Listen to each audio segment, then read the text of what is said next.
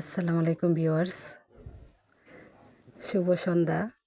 আজকে সন্ধ্যায় প্রচণ্ড গরম, সারাদিন অনেক রৌদ্র ছিল। তো এই গরমে ফ্রিজ থেকে বের করে আমার স্টুডেন্টদেরকে নিয়ে জাম্বুরা খাচ্ছি।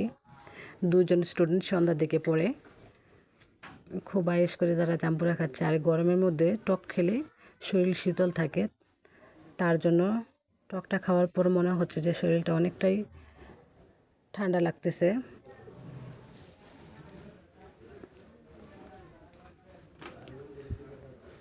এখন তারা পড়তেছে।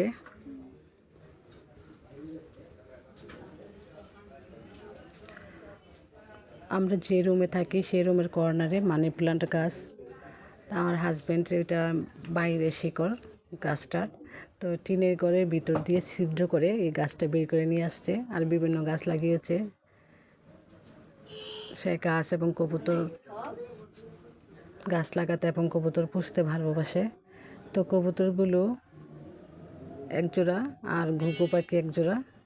অনেক খাঁচা আছে, সবগুলো খাঁচাতে পাখি নেই। এই যে সে ঘাস এতই পছন্দ করে, যেখানে যেটা পায় সেটাতে গাছ লাগিয়ে ফেলে।